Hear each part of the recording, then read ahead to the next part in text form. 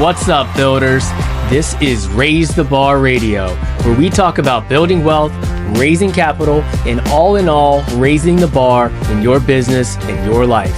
This is the No BS podcast for capital raisers, investors, and entrepreneurs who are serious about scaling their business and living life on their own terms.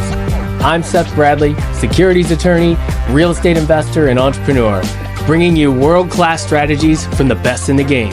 If you're ready to raise more capital, close bigger deals, build a better you, and create true financial freedom, you're in the right place. Let's go. Welcome to the Chris Salerno Show. I'm your host, Chris Salerno. Very excited to have a friend of mine. We've known each other for what, 5-6 years now? I think so, man. Time flies. It does. When you're having fun. Seth on here, SEC attorney, doing a bunch of things. Excited to have him on here. A wealth of knowledge. Seth, thanks so much for joining us. Dude, appreciate you having me on. And I appreciate you reaching out and inviting me over for the show. Most definitely. And I'm glad it happened when it did, because you're in town. You live out in the beautiful, I would say you guys have great weather and great In-N-Out burger. Yeah. Your tax and politics suck. That's right. But California, which is beautiful weather out there, you happen to be in Charlotte for fitness, which we'll touch on here in a second. But I'm glad we were able to make this work. Absolutely, man. Yeah, it's good timing. Really Most good definitely. timing. So let's give everyone a little background about yourself, all the way from childhood. Talk to us about that. Sure, man. Yeah, and I think it helps build the story. I'm adopted, so I was born in South Korea and adopted at 3 months old, and then by two wonderful people in West Virginia, rural West Virginia. Well, that's different. So, I'm the only Asian in rural West Virginia. Yeah, so I went to high school with like 1,800 kids. Country, moonshiners. Yes, for sure. Right. Good people. I love West Virginia. Great. Love it. I love Snowshoe. Snowshoe is really good. Great. Oh, yeah. Underrated. Best on the East Coast, or best close to North Carolina, I would say. Unless you get way up north. But yeah, North Carolina, anything close, Snowshoe's where it's at. Yeah, I love it. But man, grew up in rural West Virginia, so wasn't really exposed to entrepreneurship or owning real estate or anything like that. My parents are both blue collar. My dad was a coal miner. He's retired now. Wow. My mom was a grade school teacher. So I didn't come from. And are they still in West Virginia? Yes, they are. Okay, yeah, so they're I still make there. frequent trips back. There you go. You go. Yeah, so wasn't exposed to that stuff. So it was all about kind of getting the best job that you could possibly get. Right? Talk to us about that mentality. You were young. Yeah. What age did you come over to the U.S.? 3 months. 3 months. 3 months. So you didn't even spend time in South Korea. You didn't even know of it. No, not at all.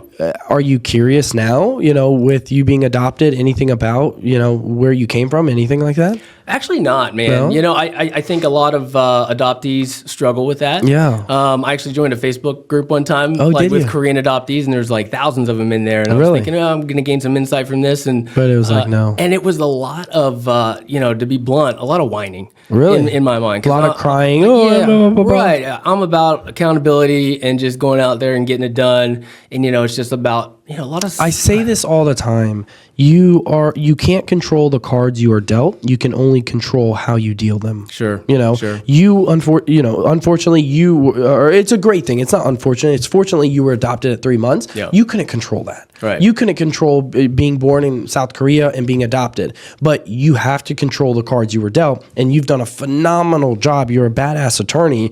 Phenomenal job with the cards you were dealt. Yeah. But I can definitely see being in those type of groups, you're going to get a lot of whining and moaning. Yeah, I mean, I think it's a couple things, right? I mean, some people have a reason to quote unquote whine and moan, right? Yeah. They're dealt a bad hand, but again, like you said, you've got to play the cards you're dealt, right? And do Correct. the best you can with it. And I think that if you are adopted, it's easy to go and blame it on that. It's an easy crutch to lean. It's an excuse. It's something there you can make an excuse about. Right. And that's the issue about today's society is that everyone wants excuses. We're mentally wired to have negativity in our life. And so they're going to make an excuse. Oh, I'm not successful because of this, because of this. That's a lie. You are highly successful, an attorney, a beautiful wife, doing great things in business and in the real estate industry. So you are proof that you can get it done. You just have to work hard. Yeah, you just have to work hard. You can't blame shift. I like No, to call it. 100%. You can't blame it on the cards you were dealt or the things that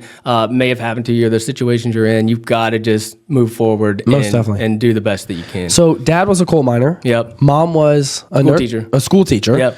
What made you want to say, "Hey, I'm going to go into law school and be an attorney"? Yeah, it was a little bit more of a story behind that. First of all, I went into medicine, so I wanted to be a doctor. All right. Well, I wouldn't say I wanted to be a doctor. It was more like, what's the best job that I can get with the mindset that I had? My mindset was, W-2 worker type of mindset, right? Yeah, like not definitely. entrepreneurial, not 9 business. to 5. Don't take risks. Yeah, and it was, and I, academically, it was pretty easy for me.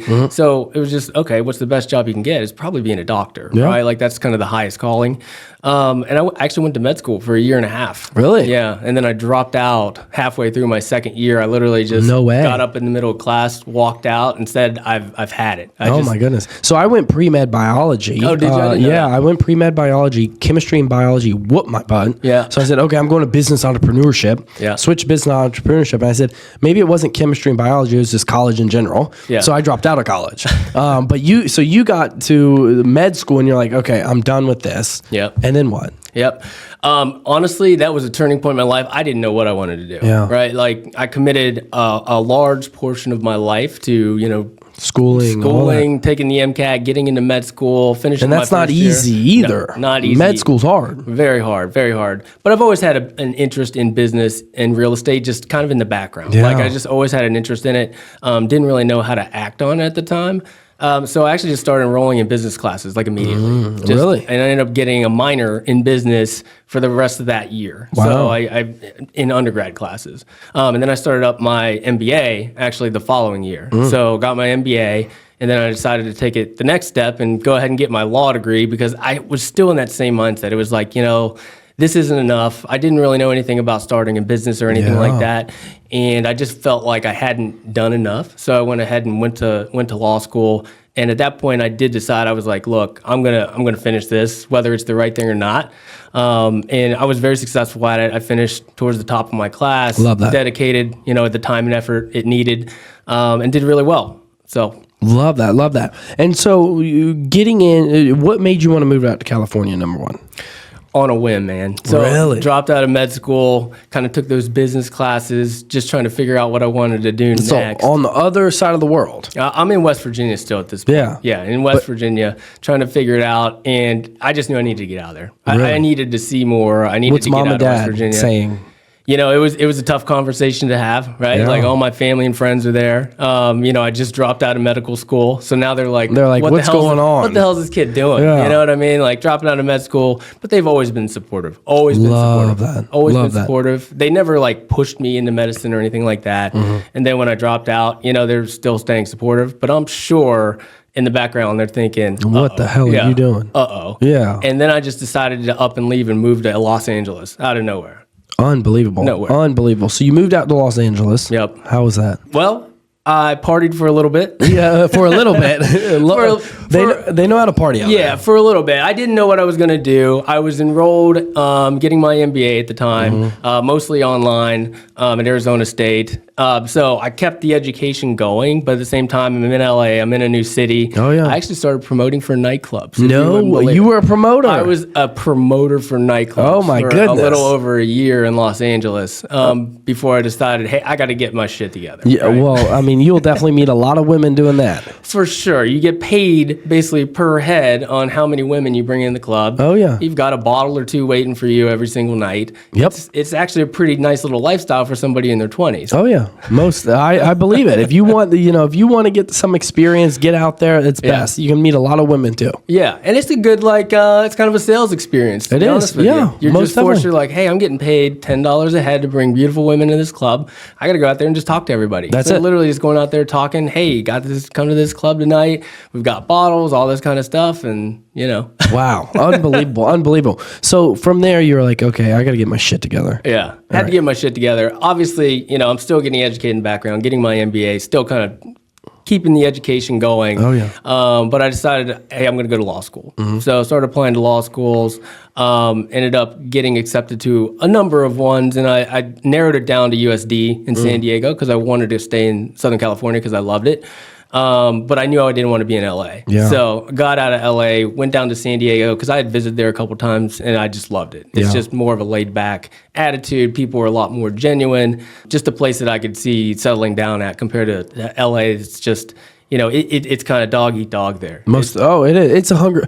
Life is the Hunger Games. Business is the Hunger Games. The space that you and I are in, private equity, it's the Hunger Games. Yeah. And you have to have that mentality. You have to be able to survive. Yeah, at the end of the day. Yeah. So from there, you're like, okay, law school it is. Yep. And then you get into law school. Well, in law school, or even prior to that, there's so many different levels of law you can practice. Yeah. What made you, pick SEC? And prior to that, did you have any other interest in different type of law? Yeah, I mean, generally speaking, I knew I wanted to get into transactional law. I didn't want to be a litigator, that's for sure.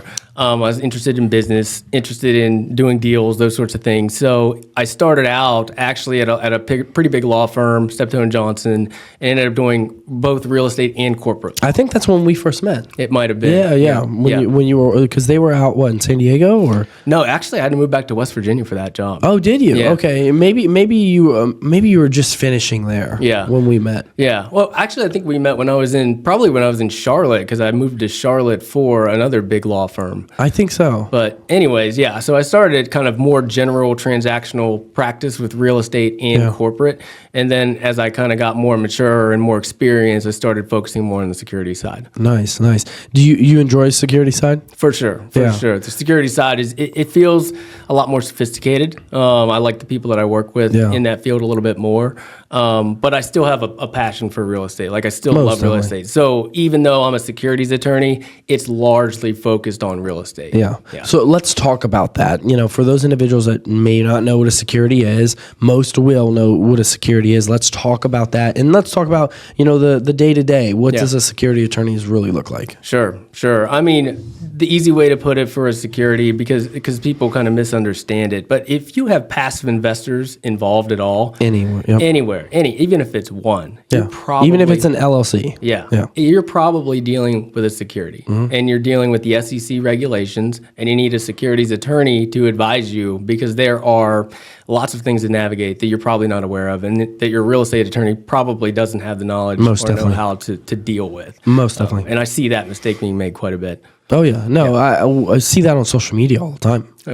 All the time on social media. And it comes down to even with words you say. Like, you have to be very, very careful you're not misleading whatsoever. Yep. What do you find the most common, maybe, mistake your syndicators or fund managers do in the syndication world?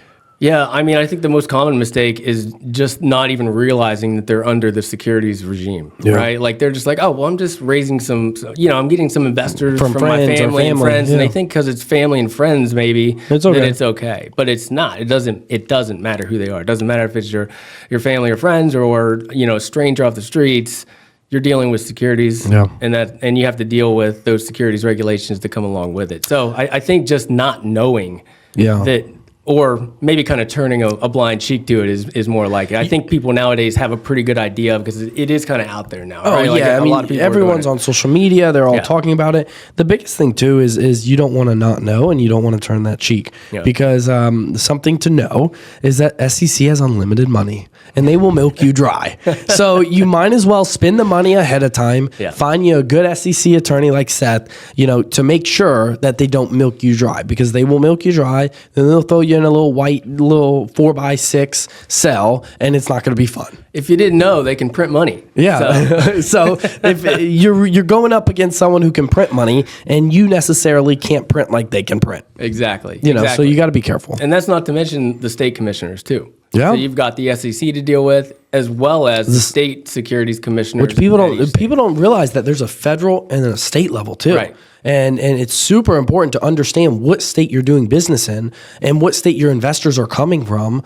And it's super important to understand at a state and federal level. Yeah. Yeah, and it's and if something happens, it's a full-blown investigation. I mean, it's just like a subpoena, or maybe you will get subpoenaed, but they're asking for everything. They're asking for text, they're asking for emails, they're asking for phone logs, they're asking. And give it to them. Like, don't even, because if you don't, they're going to get it. They're going to find it. Yeah, I mean, they're just going to subpoena you on it, and the judge is going to make you do it, or they'll throw you in jail. So no matter what, give it to them, and then address every single situation, or issue that they bring up. For sure. I think it's it's super important. We just talked about this on the other podcast, is be transparent. Yeah.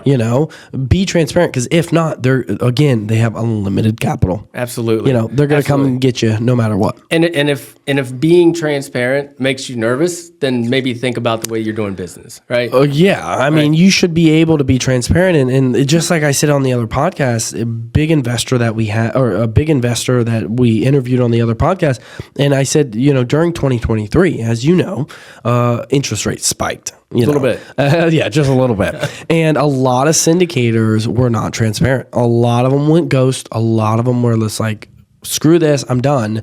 And we doubled down. We went from monthly communication to bi-weekly communication, which is a lot more on our team, but we did it to over communicate. We didn't have to, because our SEC doc said just once a month. We could have just sticked to it once a month, but we decided to double down. And that right there, over communicating, saying, hey, this is what's going on. It's out of our control, but this is what we're doing to make sure we can control this. I think is super important when you're a syndicator, fund manager, you name it, when you're dealing and having investors involved. 100%, man. 100%. And you are able to control the narrative that way too, right? Like if the passive investors are sitting there and they're reading the headlines and they're seeing the interest rate spike and they're hearing about multifamily going down the tubes and all this stuff, and that's not necessarily true. Not all of those things are true. It could be market specific, deal specific, those sorts of things. But if you're not in constant communication with them, letting them know, hey, this is what's going on with this deal. Maybe this deal is going great. Maybe this one's not going as well. Here's what we're doing to fix it. It goes a long ways 100%. And for their trust. You're going to have an upset investor. You are. Course. If you have, 20, 50, 100 investors, one's going to be upset. Right. And if you ever got audited, you can go back and say, look at all of our communication. Right. Like read through all of our communication. We were transparent about everything. Right. They're going to look back and be like, okay, it's just a pissed off investor. For sure. And it's super, communication is the biggest, I think, thing that is lost in 100%. Raising capital. And also, being transparent with the communication, because number one, from my knowledge, number one thing SEC really gets you on is misrepresentation. Absolutely. And if you're not being transparent on it with everything on there, boom, it will be a very ugly day for you. For sure. Be transparent. Obviously the things that you leave out as well, like if there are key material things that you're leaving out and then you've disclosed all these things, let's say down the line to the SEC or a state commissioner, like what in the world? This doesn't sound like you're representing this deal like it really was at this time. And maybe they're going back and looking at your records, looking at your financial statements and seeing how that deal was going. It wasn't going great. It was going terrible. And you're saying that everything's great. Well, that's not being transparent. Right. You're not communicating that with the investors. Right. Yeah. No, I think that's super important. What have you seen, over 2023 dealing with, securities, talking with other fund managers, things like that? What have you seen, during last year with interest rate hikes? Man, there was a little bit of blood in the streets, right? A lot of these deals that had short-term loans, that had, the variable loan rates struggled. Yeah, right? A lot of people that Struggled didn't get with cash caps. flow. They didn't get rate caps. Right. Or the cap expired. Or their cap expired and they didn't have enough money in reserves to buy an extension on the cap. And that was huge. That was huge. One of our deals had 2024 expiration, and we bought beginning of 2023, end of 2022 rate cap to extend it to 2025. And I'm so glad we did it. It was perfect timing, because that same rate cap would have been $1 million and we only spent like $400,000. Yeah, for sure. Yeah, so you're seeing a little bit of blood in the streets. I think right now what's happening, banks are allowing for some leniency with their loans. They don't want to have the property. No, absolutely. And it looks terrible if they do have the property on their balance sheet. Plus, I think this go around, because the first thing they said is we're going to foreclose on everyone. We're taking everyone's property. Then they realize, well, shit, I got a ton of property and no one wants to buy it. So I think they've learned their lesson. And now they are like, okay, we don't want to foreclose because no one's going to buy it. And if they do buy it, we're still going to take a huge loss. So let's go ahead and see what we can do to work things out. If the property's really, really not bad, let's see what we can do to work things out, because it will rebound. Yes. It's coming back around. Yeah. But I do think, we're kicking the can down the road. They're giving extensions, those sorts of things. And we're all banking that the interest rates are going to go down at some point, right? Yeah. So we're hoping for that. I think that they will. I think we're going to see one before the election. Yeah. I think we're going to see a quarter point for the election. Yeah. Yeah. I think some politics have gotten into Jerome Powell's head. No way. Yeah, I know, right? No way. Couldn't. I think they had a nice little cigar dinner or something, and I think they got in his head. So I think you'll see one before the election of this year. Yeah, I agree. Yeah, it's going to be a wild election too. Yep. Not wanting to dive deep in politics, but it's definitely going to be a wild one. Talk to us about the California lifestyle. What are you doing right now? You also, your wife, beautiful wife, has a great business you guys are running. That's why you're here in Charlotte. Yep. Talk to us a little bit about that and why you guys got into that too. Yeah, so we started. We bought 2 Burn Boot Camp franchises. Yeah. So my wife luckily runs those. There you helped go. her get them off the ground, and now she's crushing it. Yeah. So letting her run with those, and they're going really, really well. Lifestyle in California, you can't beat it, man. I mean, San Diego's unbelievable. It's beautiful down there. The weather, everything, kind of like how you said earlier in the show. I mean, if you can afford to live there, one, because it is really expensive. Oh, I know. And if you can deal with the politics, then there's no better place in the United States to live, that's for sure. Really, there's not. I just wish they had better politics over there. But yeah, the weather out there is so beautiful. You really can't beat it. Yeah. You can't beat it. Let's talk about health because you guys own those burn boot camps. They're huge in Charlotte. Their headquarters here in Charlotte. That's where it was founded. And tell us a little bit about what burn boot camp is. And then also I'm going to want you to touch on how are you optimizing your health to be the phenomenal husband that you are, to operate businesses and getting involved in real estate. Talk to us about that. Sure, man. Yeah, Burn Boot Camp, it's a boutique fitness franchise. It's boot camp style workouts, no workouts the same. It's incredible, and it's focused on women. It's focused on empowering, inspiring. So if you're a women. single man, you should go. Absolutely. I will say I've been taking up hot yoga lately. Hot yoga is good, and for those single men out there, go to hot yoga. I'm just saying. There we go. Yeah, gym's not a bad place to pick up women. Yeah. Plus, the great thing too is that there's no filters. You can't have filters at the gym, and more than likely they're not going there with makake on. So it's a good place to filter out what women you want. There you go. A little different than the apps, right? Yeah, I know. So it's geared more towards women. It is geared towards women. But I work out there every day. I mean, that's where I work out now. That's what I do. Love the total body workouts. Yeah. I love the total body workouts. You go in, like in Orange Theory, you go in 1 hour, boom, you're done. You're going about your day. Exactly. Hour in and out of there. And for guys like us that have a million things to do, that's all we want. It's unbeatable. And I want somebody telling me what to do. Right? I was just going to say that. I don't want, and I work out by myself now, and it's so much easier showing up. You tell me to shut up, go do this, do that, get it done, boom, okay, I'm on about my day. Tell me what to do, right? Yeah. Just tell me what to do. I will tell you, I've been to the gym, and there's been times I've had business on my mind that I'm like, wait, okay, so I'm at the gym, what do I need to do? If you're sitting at a 24-hour fitness or something I work like out that. at Lifetime, I live right behind it, and I walk in there sometimes because of my long days, and I'm like, shit, what do I want to do today? Because my mind is business. Yeah. It's so much easier showing up, having someone said, hey, we got all these set workouts, you're going to knock these out and be done. They make you focus on the workout at that point. I love that. Instead of, business or whatever, listen to a podcast or something What got you guys interested in opening up one of those? I hope you're enjoying today's episode. Just a quick reminder to make sure you never miss an episode. Stay connected with us by following us on social media platforms, Instagram, Twitter, Threads, TikTok at Chris_Salerno_. And don't forget to subscribe to YouTube to catch the video versions of our episode. You'll get exclusive content, behind the scenes footage, and much more. Head over to YouTube, Chris_Salerno now, and hit the subscribe button. Stay tuned because we've got more great content coming right after this. Actually, because my wife worked out at one here in Charlotte. Really? So she was working out at one? She was working out at one here in Charlotte, and then we moved back to the West Coast because I took a job here in Charlotte for a little bit. Then we moved back to the West Coast, and I was looking to start a business. I was looking for something recession resistant outside of real estate. So I was already investing in real estate, but looking for a business outside of real estate. I looked at liquor stores. I looked at laundromats, and then she turned me on to Burn Boot Camp, which is not recession resistant, let's put it that way. But at the same time, they're really good salesmen. looked like a great business model, turned out to be awesome. Although, most definitely. Yeah, circumstances weren't great. We opened 2 weeks before COVID hit. Ooh, But talk to us about that. Opening and we all know California. They lock down like. Oh, yeah. They lock down. Absolutely. You can't even go get your mail out of your house. Yeah. Talk to us about that. Opening up a business right before COVID and being in California, where they were basically Nazis out there. Yeah, for sure. I mean, we opened up 2 weeks in, and we didn't have any paying members because we were all on.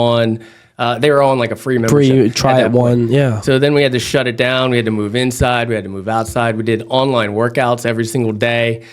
Post them You on guys Facebook. pivoted. Yeah, we pivoted. We did whatever we had to do to keep the lights on. Wow. So literally, our lead trainer and business partner was in our apartment leading online workouts, and me and my wife Allison are in the background, like a music workout video. Yeah, wow, in the background. really? But it did keep us in shape during COVID because we worked out every single day because we had to make those videos. You had to. Yeah, but it was ridiculous out in California, man. They shut down the beaches.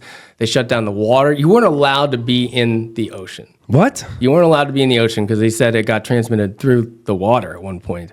So, are you serious? So they kicked the surfers out of the water, and you kick the surfers out of the water in San Diego. You got some pissed off people. You got a big problem. Yeah. But there are like all these, Instagram videos, the cops chasing surfers down the beach, and the guy just dropping his surfboard and running. It transmitted through the water. Yeah, insane. But that's new. So we had to I deal haven't with heard that one. Inside, outside, online, inside, outside. Eventually, we blacked out our windows, so you couldn't see in it because we got actually attacked by an Instagram person that ended up going viral because they said, "Hey, you're the reason that the disease is spreading because of businesses like yours." And Are you serious? And they filmed us from the outside into the windows, and it went viral. No way. And it went viral, and then finally we ended up blacking out the windows and just stayed open because at that point. It was like either do your own thing and stay open. Oh, yeah. Or we're going out of business. Yeah, you got to shut shop. And this is a venture you just opened up. Yep. No one knew COVID is coming. And all of a sudden, boom, COVID comes. Yep. And wow. So you blacked out the windows and you said, hey, we're just going to do it. It's like a speakeasy now. Yeah. You guys want to work out? That's exactly, we called it that at one point. Really? Speakeasy? It was. There speakeasy were workout. like underground workouts, underground haircuts. There were all kinds of that stuff going on. It was insane.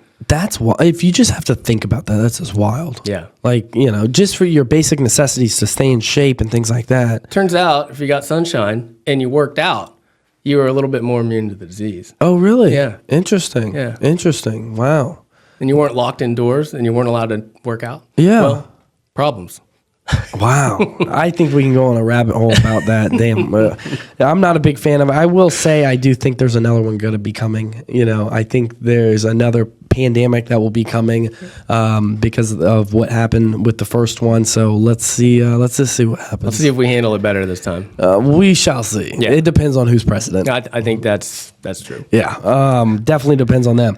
So you guys now, past COVID, everyone's now out and about in California. Yep. Everything's been lifted, and now those are up and running. Those are the only ones really on the West Coast, right? Or I think there are. Let's see, 2, 4, 5. I think there's 6 in California right now. No, yeah, because like you said, it was based in Charlotte, mainly East Coast. Yeah. I think there's about 400 locations open now. Very cool. Actually, I think they're approaching 500 locations open now. Yeah. So it's expanding pretty quickly at this point. Fitness franchises have rebounded completely from COVID at this point. Oh my God, yeah. I think the fitness industry, and I'm seeing it more and more, people are taking it a lot more serious. Yeah. They're watching what they eat. And I said this multiple times with my son, he's 4.5. He watches or I make sure whatever I give him, I watch very closely. Goldfish now, and if you look, and I swear this is brand new, if you look at any ingredients now, it says bio. What's it say? Bio grade or bioengineered food. So it says it's been bioengineered, the food that's been in there. Yeah. So if you look next time you go to the grocery store, look at the ingredients, and now it says it in bold. You can pick up some goldfish, and it says bioengineered chemicals in the food. Interesting. It's wild. Even her Pedialyte had it. said bioengineered chemicals. Yeah. Now, I swear that just popped up, in one of these crazy bills because Yeah. I've never ever seen it say bioengineered food on there. And I steer very far away from it. I'm big on those factor meals now. Okay. Have you heard of those? I have. Yep. So I get those now once a week. It's like $141, lunch and dinner, because I don't eat breakfast. So lunch and dinner, $141. And I'm thinking in my head, well, if you and I went out to dinner, it'd be about $100 right now. So I get 14 meals per week, lunch and dinner for $141. I'm like, I can't beat that. Yeah. Like, that's good. I love them. I throw them in the microwave, 2 minutes, boom, done. Yeah, we do pre-made meals all the Do you? time, but we switch. Like we've done factory You before. gotta switch up, Burn yeah. Boot Camp's actually coming out with some in the fall. Ooh, and we no got way. to test drive them. They're actually pretty delicious. Are they? Yeah, we're pretty picky about these types of meals. Yeah, you have to be. But they're actually really good. Are they? So yeah, they're coming I'm out. excited. They're coming out with their own branding. Yep. Ooh, that'll be exciting. Yeah, and for sure. that's not just for Burn Boot Camp people. That's for everyone. Yeah, you can just get on the app and order them this fall, I believe. Really? Yeah. Ooh, yeah. I'm gonna have to switch it up. And You'll try love it out. them, man. They're good. They're But good. especially with pricing these days, it makes sense. Plus, how busy you Well, and the I time, are. dude. Yeah, the I mean, time. so are you meal prepping, or are you using these type of? Pardon the interruption, but we don't do ads. Instead, know that if you're raising capital for real estate, my law firm, Raise Law, is here to give you the expert legal guidance you need to raise capital compliantly and structure and close your deal. And if you're looking for a done-for-you fund-to-fund solution, TribeVest is the industry's only all-in-one setup and fund administration solution. Visit raise.law and tribevest.com to learn more. Thanks, My sir. wife does some meal prepping on Sunday. Gotta love her. Yeah, that's basically it. Every once in a while, I'll volunteer to grill out, but man, it's a time suck, right? It is. To feed yourself at home. Like Yeah. it sounds. Even going out, for a lunch meeting, it's like 2 hours. Like Yeah. I have to block 2 hours off on my day for a lunch meeting. Yeah.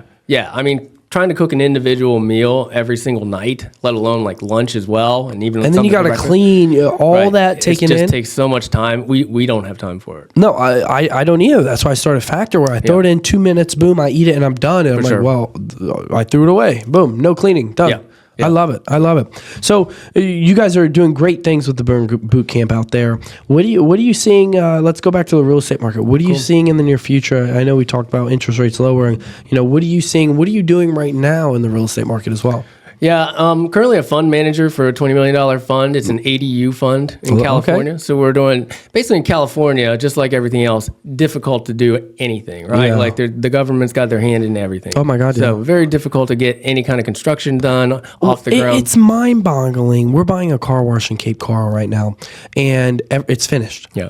Well, they came out for the CO. They don't like the garage doors. And so now we have to order new, or the seller, we're buying it from the seller. Seller has to now order new garage doors. It won't be here till end of October. And I'm like, seriously? The garage doors will only be down between 9 o'clock at night Right. and 7 in the morning. Yeah. Like it's the middle of the night. No one's going to even look at them. Yeah. Like, and you want these fancy garage, like, come on, really? Yeah. So and I can't imagine out in California. Yeah, and if you get the coastal commission involved, it takes literally years and years to do any To kind any of construction. development. So, anyways, the reason I brought that up is because the ADUs, accessory dwelling units, they actually have a bill in California that they passed, and they basically just fast track those types of developments. So if you want to add, they view it as a solution to housing. So the lack of housing. Yeah.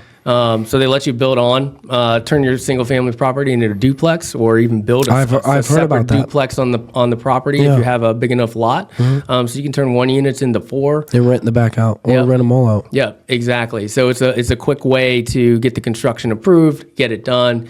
I don't know how long this window is going to be open. So you guys for taking that. advantage So of we're it. taking advantage of it right now. Love that. That. And is your main focus down there in that San Diego market? It's actually in Riverside County. Okay. Yeah. Where I'm. Riverside County is just east adjacent of Los Angeles County. Okay. Yeah, All right. so a little cheaper housing. Okay. So it makes a little bit more sense. When you get closer to the coast, it stops making a lot of sense. You got to Yeah. go for some more creative place. cheaper, like $5 million probably. Yeah, just a little $5 million. $5 million. But cheaper housing there, so you guys are finding opportunity. Now, is that bill all for California, where you can do for that? all of California, and then the local, counties and municipalities can kind of change that, and they can't make it any more restrictive, but they can make it even less restrictive. Okay, good. Yeah. And so are you guys doing long-term rentals there? Or are you doing short-term like Airbnbs? Semi long-term, right? So Semi. we're putting in a 10-year fund. So, Okay. we're buying the property, we're renovating it, putting ADUs on the properties, and then renting them for a few years and then unloading them towards the back end of the fund. I love that. Yeah. Love that.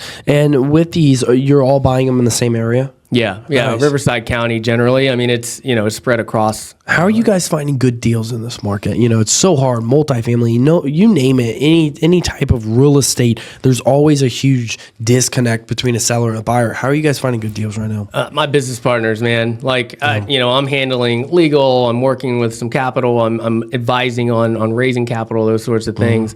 But my business partners are real estate brokers, and they've actually been doing this type of thing, identifying properties Nice. that are perfect for ADUs for a number of years at this point. So they're the main source. They get first look. I love that. How is it finding great business partners? It's just like a marriage. You got to test it out. You got to see how it is, because a business partnership is like a marriage. How is it? And how'd you guys link up? Yeah, networking events. So I met these business partners actually at a Wealth Without Wall Street event that I was speaking at. Nice. Yeah, so I met them, hit it off with them. I think I've been in good and bad business partnership relationships. Yeah. I think you have to go through bad ones. You do. Because if you don't go through bad ones, you don't know what can happen to you. Mm-hmm. And I would rather go through bad ones early on to make sure that if we went into business, we have the right contract, the right verbiage, For sure. all of that in place. Because at the end of the day, again, just like if you would get married, you're signing a contract to your wife. Yep. In most circumstances, I highly recommend sign a prenup. I'm not a big fan. I don't believe in marriage, but business partnership is a marriage. Yeah, it is. And building off of that, you have to like the person I think that you're going into business 100%. You have to hang out with them. You have to be very cordial, talk. You guys have to like the same things. If you just like a relationship, if you guys don't like the same things, if one party likes working out, the other one doesn't, other one doesn't eat healthy, the other one eats healthy, that's not going to work out. It's not a long-term business partnership, right? It can't Maybe just be short-term, but transactional. yeah. Maybe short-term, really quick turnaround time. But if it's going to be a long-term business partnership, you got to like that person. 100%. You gotta generally like him. You're like, hey, I like this dude. I'll go have a beer with him. This is great. I'll travel with them. My business partner, we travel around the world together. Yep. We hang out together. We go to the same events together. We like the same things. Yep. It's amazing. That's a super important part, because I think back to communication is huge, right? It's everything. And if you don't like that person, it's going to feel forced and awkward and kind of going over a hump to try to communicate with them. And that's the key. You got to stay transparent. You got to communicate, because again, if you have that separation, you're not communicating, you're not transparent, who knows what the other person's doing at that point. Oh, agreed. Most definitely. I mean, my business partner, we talk about 25 times a day. Yeah. And most of it's business, but other thing is personal. Hey, how's the family doing? How the kids doing? Anything going on, blah, blah, blah. But it's super important to also let your business partner know what's going on with you personally. For sure. I think that's important as well. Because if you're going through, knock on wood, something with your marriage, I need to know that, I feel. Even if it's getting a little rough, I need you to say, hey, my marriage is getting a little rough, because I need to know, okay, if you're not here at business 100%, I'm going to step up 120% to make sure that we're still good. I think that's important. For sure. And we do that even with our team. So I love that. With Burn Boot Camp, with some other businesses that we have leadership meetings, and we make sure that everyone shares kind of personal things, what's going on, keeping that transparent relationship up, because it's important. It affects your personal life, affects your business life as much as you don't want it to. Most definitely. No, you're spot on there. So I always say not all chefs should own the restaurant. Not all attorneys should own their own practice. Yeah. What has really helped you to really own your own business and go through the trial and errors and things like that to survive COVID, to run a successful law firm, things like that? Yeah, I mean, I think one of the key things for entrepreneurs and people starting businesses, you got to be a little bit crazy, right? You got to be a little bit crazy. You got to be willing to take risks, right? You got to assess risks and take them. You can't be afraid to just go out there and take action and do it. I think that attorneys, on the other hand, are trained not to take risks, right? They are trained to assess the risks, but they're really leaning towards risk no. averse. Right? They're risk really averse, really leaning towards no, whereas an entrepreneur is leaning towards yes. Yes. Yeah. So I think that I strike a really good balance between those two. That's good. And I think that's what allows me to be an attorney at heart, but then also be an entrepreneur and take risks. And I think that's what my business partners appreciate as well. I love that. I figure out how can we do it rather than can we do it, right? Yeah. Like that most attorneys will be like, well, we can't do it because of this, or I advise you not to do it because of that. I will say, look, we can do it. Here's how. Yep. Right? And here are the risks. Oh, most definitely. And now you as the business partner, if you're my partner, we need to decide, is it worth it or not? Yeah. Right? Because there's always risk involved. So do you want to take that no risk matter or not? what you do, there's risk. You just have to make sure you take the calculated risk. That's right. And sometimes you may think it's calculated at that point in the moment, and it turns out to not be. Right. So you have to have the ability to pivot very quickly, like you guys did with COVID. You have to have the ability to handle that stress and handle that pressure so you can power through. For sure. Absolutely. Yeah. No, I love that. Where do you see, you think, where do you see yourself, growing TriVest? Where do you see yourself with that and on to the future? Yeah, so I joined TriVest July of last year. Nice. So it's been about 1 year, and we have really developed this fund of fund in a box model, right? Like you've probably heard about how the market is really shifting from the co-GP model, right, to the fund of funds because the SEC is kind of,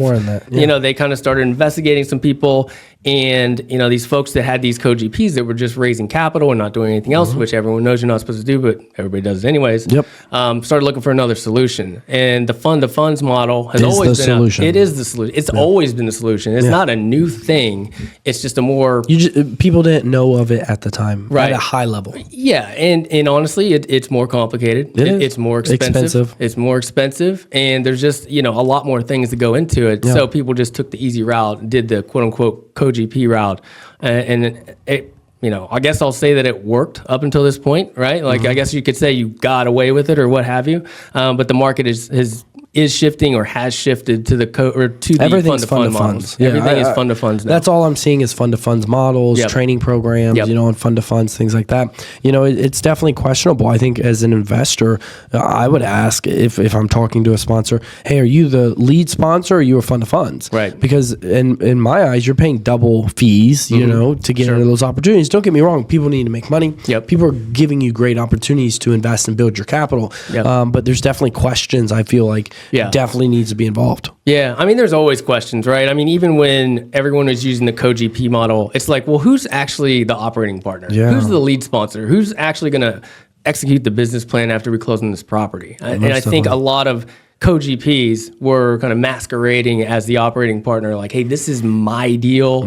I found the property. I'm going to be doing this, executing this business plan. In reality, there's a lead sponsor who found the deal, who's signing the loan documents, who's going to execute the business plan. And sometimes those passive investors don't even know. They don't even know. And fund manager, like you said, kind of same. It's the same thing, right? The fund manager should not be representing that they're the operating partner somehow or anything like that. I know at TriVest, we really emphasize that because the vehicle that we use is an SPV fund of fund, where the fund of fund is designed only to invest in one specific deal. So we're not. It's not a discretionary fund where you can do whatever you want.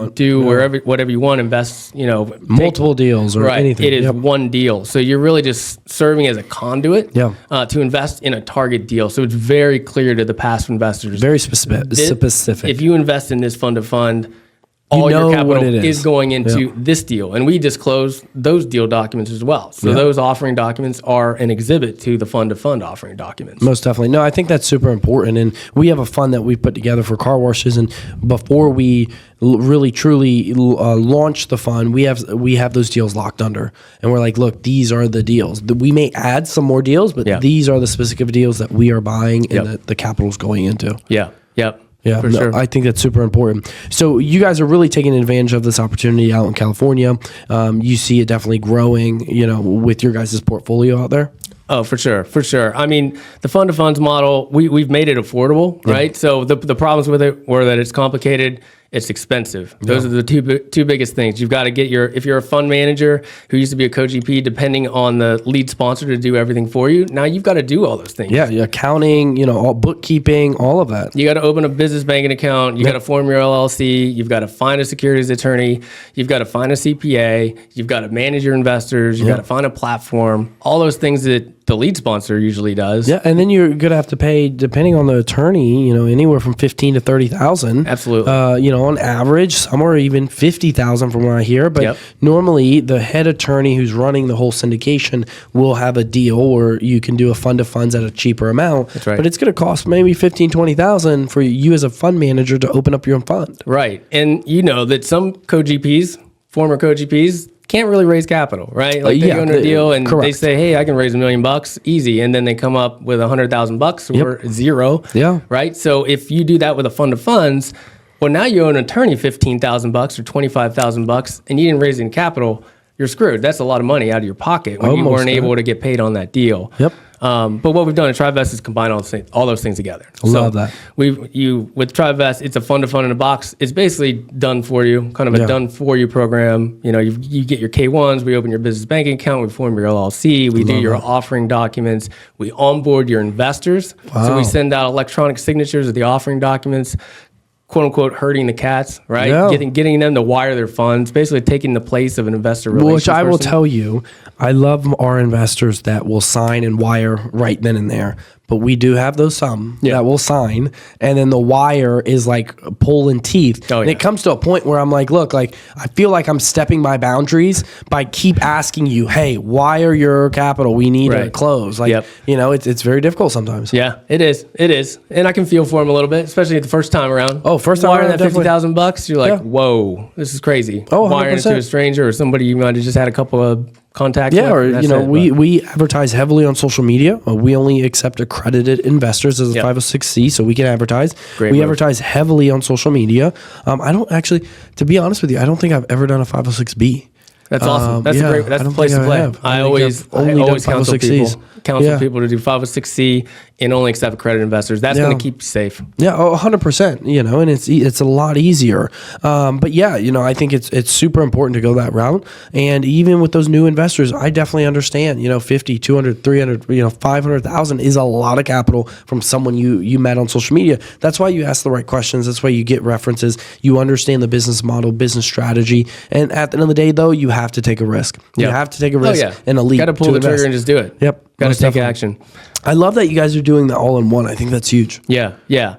And going back to pricing, man, the last law firm that I worked at, huge law firm, top 3 law firm in the world, we charged $75,000. Are you bullshit? Out of the gate for a set of now this was at the lead sponsor level, but a lead sponsor set of documents, and that's just for the initial drafts, and then it's charged per hour. No way. Yeah. That's just to get started. To get started. People don't realize how expensive creating a fund is. It's expensive. Yeah. And then some people, there are, these boutique firms. I mean, even my boutique firm, we do it at a much lower cost. And people are like, whoa, that's so expensive because they just haven't seen it. I'm like, you have no idea how expensive it actually can be. Oh, I know. Yeah. Do you see yourself going in any other practice of law? Oh, I don't think so. Securities is where it's at, man. I mean, I'm a fund manager. I've syndicated deals myself as a lead sponsor. I've worked as a securities attorney now for a number of years. So it's kind of where my interest and my legal practice have kind of combined. How do you keep up with your energy and your mindset, your high energy, your great mindset? How do you keep up with that and cultivate that? Man, I think, we kind of touched on it before, but we didn't quite get around to it. A lot of it is just trying to take care of yourself, staying healthy, man, getting sleep. That's super important, right? I think a lot of entrepreneurs run themselves into the ground and they don't sleep. Man, I don't care what time I get to bed. I'm sleeping 7 hours. So I set my alarm clock for 7 hours after I Really? You do that? After I lay down. Interesting. Yeah. I'm complete opposite. Oh, yeah? No matter what time I go to bed, I wake up at 6 a.m. No matter what time. Yeah. Stephanie can tell you, I'll send her emails at 3 or 4 a.m. in the morning. Yeah. So you might get 2 hours, you might get 10 hours? Yep. No, never 10. No, never over 7. Okay. I can't get over 7 hours. Yeah. If I get over 7 hours, I feel groggy. I feel like I've wasted my day. Yeah. Has the opposite effect. Even on Saturdays and Sundays. Yeah. I will wake up, boom. Yeah. And, if whoever's in the bed, my girl who's in the bed, I'm in my office at the home working. Yeah. At 6 a.m. on a Saturday. Yeah. That's how I'm wired. Yeah. If we get home at 1 o'clock from an evening, out with friends, which I rarely do, 6 a.m. I'm up, ready to go. That's awesome, man. Yeah. That's awesome. And I think what helps, I don't drink. Yeah. Don't drink alcohol. Yeah. I don't care to. Yeah. I drink water. I drink too much lattes. Yeah.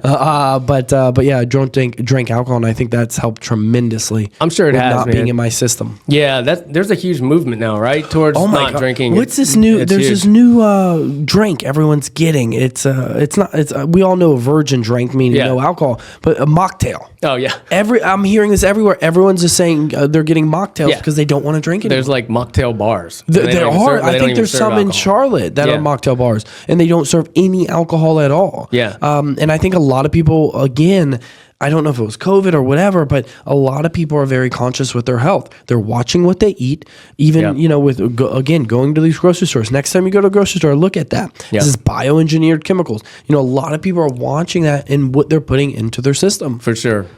People are much more aware of it. I mean, I'm a drinker. I do drink. Yeah, which is fine. Yeah, but I did dry January, and honestly, you can tell. I mean, you're poisoning your body with alcohol. I think at this point, everybody understands that. They realize that, and they choose either to do it or not. Yeah. But it is poison to your body. I mean, that's what at the end of the day, it is. And for me personally, I don't care to wake up feeling groggy or anything like that. I care to wake up feeling great, thriving and ready to go. Yep. But alcohol does do that. Alcohol will do that to you, and you'll definitely see the weight. I mean, my lattes, I see my lattes at my lower stomach, and I'm like, I got to do more abs, got to eat healthier. And I drink the black coffee, man. I do. So I drink the black coffee, but when I'm out and about, I'll stop and get a latte. Yeah. I don't know. I just love these lattes. Yeah. I drink a ton of coffee, so mostly black coffee. At home, I'll make black coffee. 100% at home, black coffee. But if I'm out and about, traveling or something like that, I'm like, got to give me a latte. Yeah, for sure. But yeah, man, I mean, it's staying healthy. You got to keep yourself healthy to be able to perform mentally. Yeah, right? and you have to. Yeah. You have to these days, especially with all this bioengineered, chemicals, all this type of food out there that is just unhealthy for you. You have to really watch what you eat. For sure. You got to get that workout in. I mean, if I don't work out for like 2 days in a row, I'm going like stir crazy. Oh, I am too. Yeah. I am too. I work out every single day, and even if I can't get a full hard workout in, I'm like, okay, I'm going to walk around the block. Something like I'm gonna, and I now have a treadmill under my desk where I'm like, I'm going to at least walk 1 mile. Yeah. Because I know I can't get a full workout in at the gym today, so I'm at least going to walk 1 mile because I have to keep my body doing something. For sure, there's something about it. It just clears your mind out, right? Like it does. It gives you clarity by working out, and when you don't work out for a couple of days, man, it's just like. Oh my God! I just feel foggy. No, 100%. You don't feel sharp. Yeah. I'm a big fan of the sauna and the steam room. Yeah. I love a nice sauna in the steam room. I do it before I work out and after I work out, and I can stay in there for 30 minutes each. Yeah. Like I love it in there. Yeah. But I think adopting that. I'm looking into that red light therapy. I don't know if you've looked into it. I've heard of it. I've seen it, but I haven't done a ton of research on it yet. I've done some research on it. I'm doing more on it though. I don't know enough to be dangerous, but it's definitely everything I'm reading is very highly beneficial. Now you can get that like built into the sauna, right? I've seen so if you get the home sauna too. See, I'm bougie. I work out at Lifetime. Yeah. They don't have it there, but hopefully they do soon. But yeah, you can get one of those home saunas that also have the red light therapy in it. Yeah. I think that's huge. From what I've done with research, it's very beneficial for your body. There you go. Yeah. Let me know what you find out. I will. I'll definitely let you know on that. So I love what you guys are doing out in LA, really maximizing what that current law is out there. Do you see yourself, you guys possibly getting into the multifamily space of large multifamily? Because I know that's what, when you and I first met, we were doing that, all that. You see yourself going back into that route? Sure, man. I mean, when the market makes sense, and I'm not saying it doesn't make sense, but I don't have a fully built out team, right? That's able to find and identify great deals, and that takes a lot. It takes time, effort, all that. Exactly. So I don't have that fully built out team, but when it makes sense to partner with somebody that does have that team, and I like the deal, certainly. Yeah. No, I don't blame you. I think right now there's still a huge disconnect. I will have to agree with Grant Cardone on this, is that I watched a video and he said right now it's going to be very difficult to push rents, which I've said before and I agree with. He's given a timeline about 2026. And then from there, he feels that rents are going to skyrocket substantially. Yeah. I feel, right now it's going to be very difficult to push rents. You're not going to be able to for a good couple years. So how are you underwriting? Back in the day, right after COVID with the cap rate compression, everyone's underwriting 4, 5, 7% rent growth, every single year. And it's like, you can't do that now. Right. Yeah. And that's when I I saw the writing on the wall. And then from there, if that it's going to be like that for the next couple of years till 2026, after that, is it going to spike or is it not? There's going to be a lot of supply coming on the market. What's it going to look like? Right. It's unpredictable, man. It's tough. Anybody that tells you that they know the answer, they're lying. They don't know. They might be taking a good guess, but they don't know. They don't know. I think you're going to see a lot of people switch asset classes like we did. We're in the car wash sector. We're going to stay in the car wash sector. Will we get into hospitality or retail here in Charlotte? Yeah. I mean, I'd be dumb not to get into retail here in Charlotte or hospitality. We all know Charlotte's booming.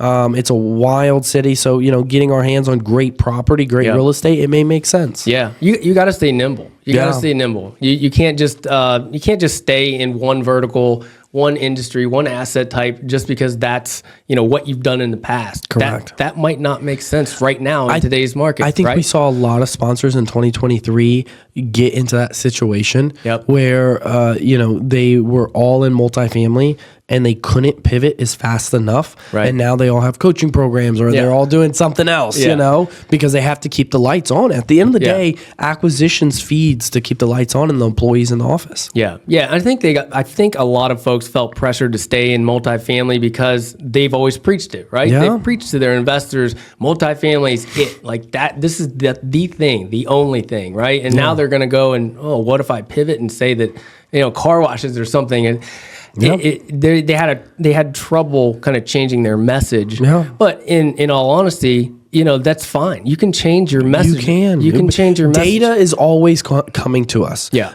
Every single second, we got these cell phones that are pushing data to us. And if you find data that's valuable enough to make a pivot, do it. Right.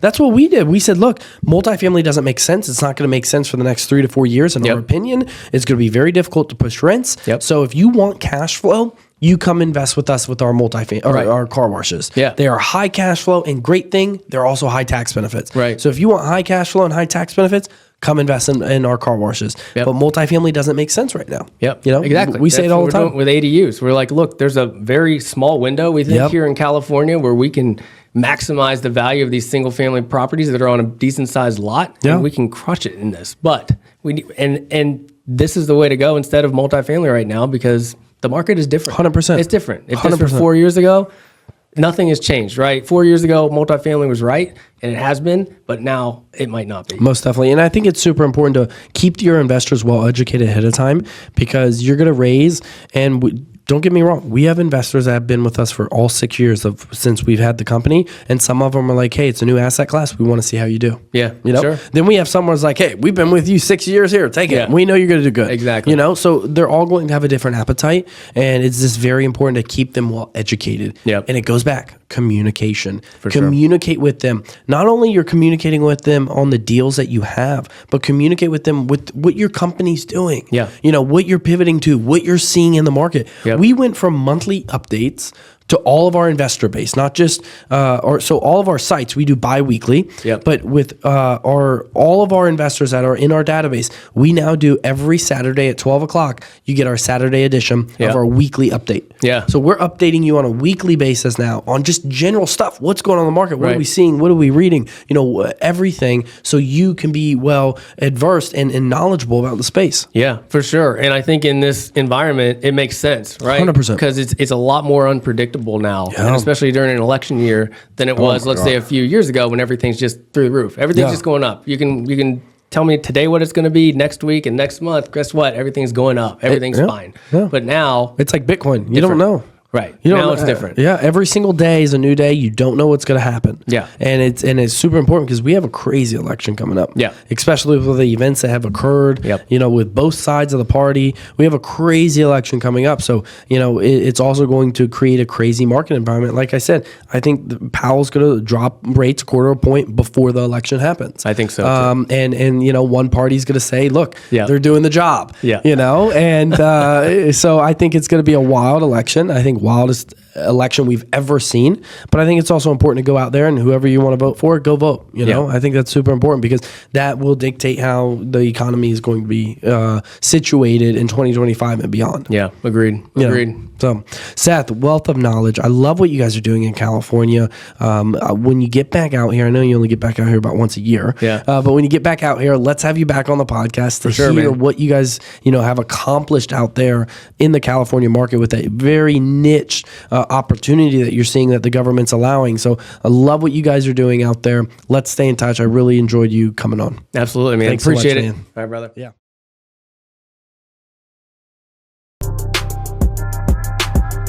Thanks for tuning in to Raise the Bar Radio. If you enjoyed today's episode, make sure to subscribe, leave a review, and share it with someone who needs to hear it. Keep pushing, keep building, and keep raising the bar.